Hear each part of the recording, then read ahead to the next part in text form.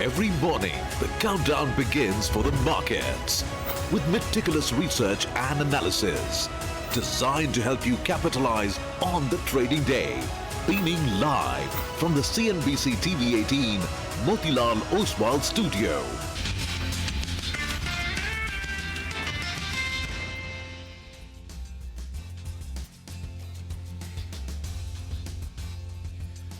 Good morning. You're with us here on a fresh new edition of Bazaar Morning Call. It's a Wednesday morning, middle of a holiday shortened week. Holidays on both ends of the week.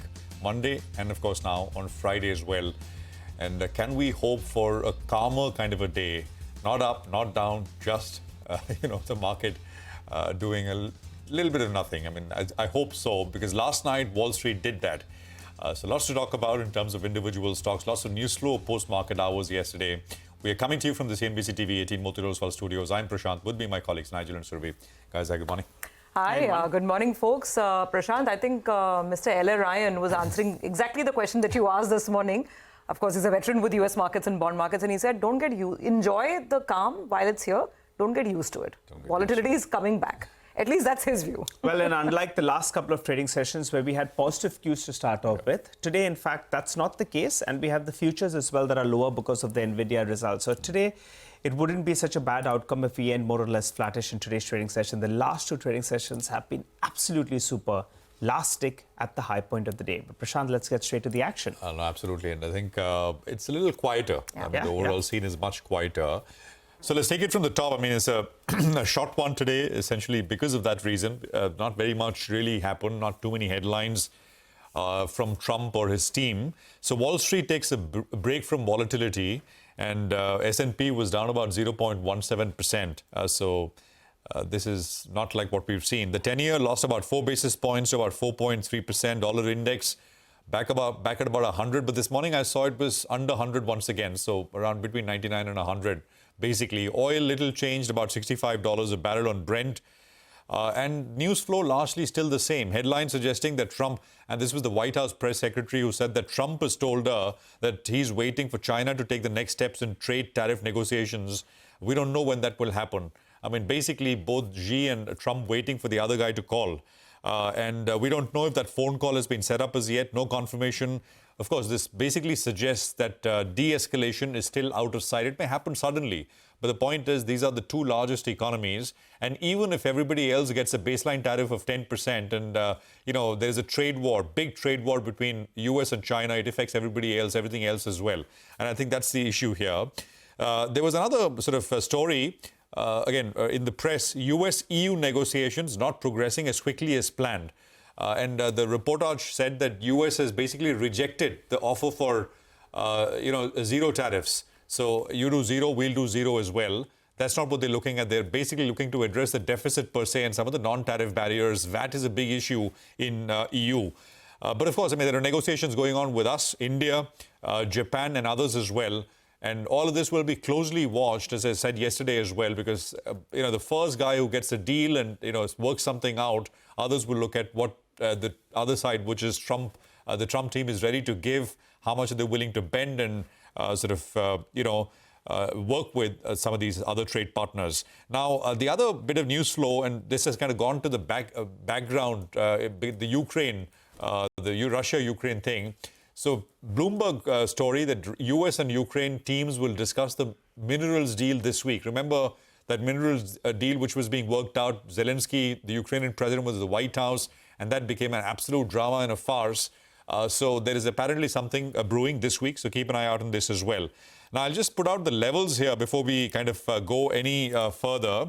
So we, by the way, have crossed daily averages, daily moving averages, by quite a bit of distance, by a big ferocious gap that we had yesterday, and we kind of maintained that. So the next upside level, if you want to really take a look at where the market can go, is 23,475. 23,475. What is that? That is basically the first 38% retracement of the full fall now. The fall from the high, which was on the 27th of September, to the low that we made 3 or 4 days back, which was on the 7th of April. So high to low, 38% retracement, 23,475. Support comes in at 22,888, which is the 40 hourly exponential moving average on the downside. For the Nifty Bank, upside levels are 53,159, and then there are a few resistance levels which are converging around the 53,650 level on the Nifty Bank, and support comes in at the 20-day 50,650, and then the 40-day exponential, which is 50,191. So that's basically broadly the picture. GIFT Nifty will come up on your screen, gives you a quick sense of how we start. It's about 60, 65 odd points lower. Sribi. Yeah, absolutely. Actually, this is not too bad because if you see the other Asian markets, now they are really falling. US futures are down quite sharply. And now other Asian markets are showing that up. Japan, for instance, is down about 0.7%. The mainland Chinese markets, despite very good data that's come out, are all sliding. The Hang Seng, for instance, look at that one, 1.8% lower. The mainland Chinese markets are down. Singapore is barely flat. So Asia is feeling the heat. Speaking of US futures, the decline on the Nasdaq now is as much as 1.5%. And we all know why. Because of this $5.5 billion charge that NVIDIA declared yesterday, the shares have been down about 6-7% in after-hours trading. And this is a charge, it's a reasonable charge, $5.5 billion, for the export of their H20 GPUs, graphic processing units. It's just gotten the market a little nervous because this is where those trade restrictions get real. I mean, it costs companies real money. These barriers are real. And that's why you're seeing that downward drift on Nasdaq futures down about 1.5%. On China, the data is just out, and actually it's blowout numbers across the board. Very, very strong. Q1 GDP is at 5.4%, retail sales at 5.9%, March industrial output at 7.7%. These are phenomenal numbers, but the market obviously isn't cheering them because they're backward looking. I mean, April onwards, we're in a new reality. But for what it's worth, the data out of China for March was very good, in line with the talk of a recovery in the economy. Now, by the way, look at some of the downgrades that have come in. UBS has come out with a big downgrade on Chinese growth. They're estimating that for this year, 2025, growth will be just 3.4%. And for next year, 26, the growth number is going to slide further to 3%. And this contrasts with China's own estimates of about 5% growth. So let's see how this plays along, which is why the market is not reacting to very good, data out this morning. For us, yesterday was a great day, a 500-plus point rally, and it continued to sort of end on the high note. The VIX was down big time yesterday in the Indian trading action. The VIX fell 19 to 20%. It's come down to that level of around 16, so that was good news for the bulls.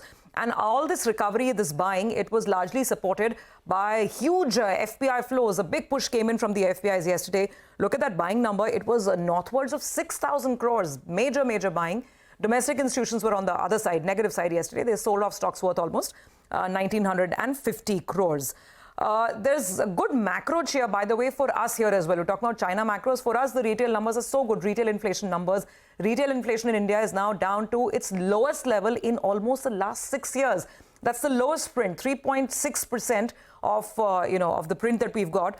3.34, beg your pardon, for March. That's the lowest since August of 2019. Of course, it's lower than estimates, lower than the previous month as well. And food inflation and vegetable inflation, it's come down dramatically. In fact, there's serious disinflation in vegetable prices, negative 7%. So, that run to the grocery market is not feeling as bad anymore. Core CPI inflation is still very sticky. In fact, it's inched up month on month to 4.1%. But overall, this is very good news. Couples in with the predictions of a solid monsoon this year as well. So this should give us some respite and some hope. I'll quickly end with some specific stocks which could be in focus today.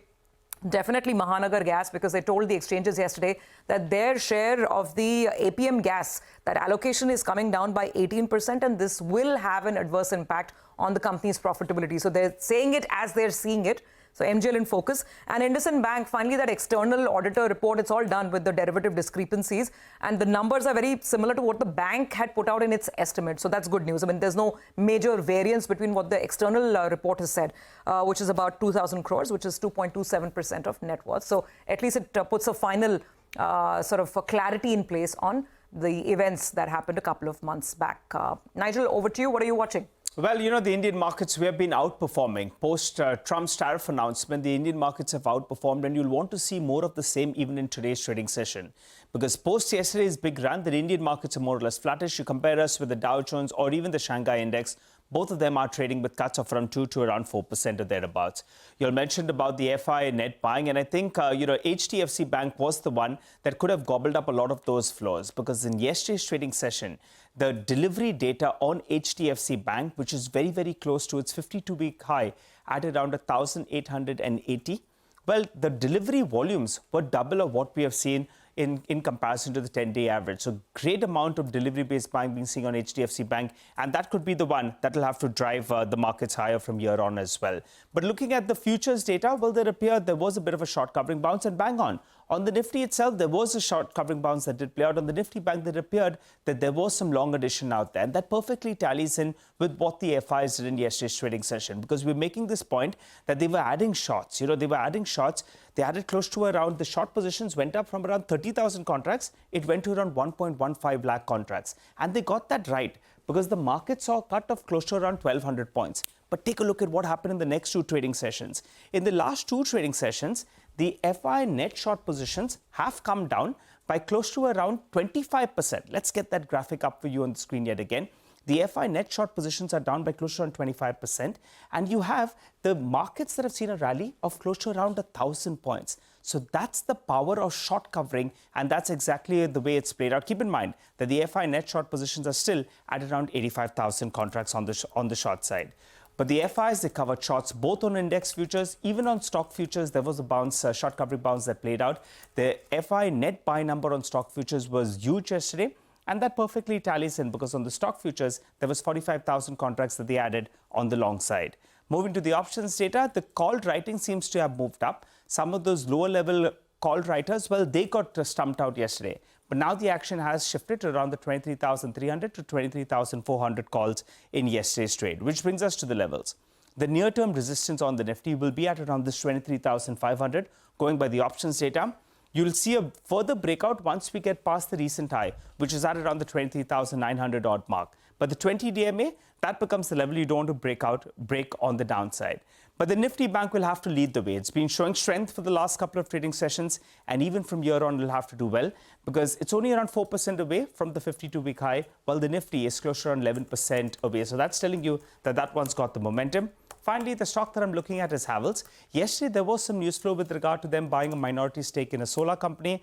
Some sell-side analysts didn't like it. The stock initially did see a bit of a dip, but it's now trading above the 20 DMA. And from yesterday's lows, in fact, it did see a recovery and ended at the high point of the day. And there was delivery-based buying on Havells as well. So I'll keep an eye out on this stock. Okay, all right, got that. Nigel, thanks for that. Let's get started then with the equity call of the morning. Jonathan Garner of Morgan Stanley says that their top-down earnings forecasts are cut to well below consensus, mainly on meaningfully lower house economic growth numbers. He stays defensive, waiting for an improvement in their through signposts. Among the larger markets, he says they're keeping their core recommendation of overweight domestic India, domestic Japan, Singapore and UAE, equal weight on China and underweight on Taiwan as well as South Korea. Jonathan says on the sector side, they're underweight on global cyclicals and in particular remain cautious on semiconductors, IT as well as autos.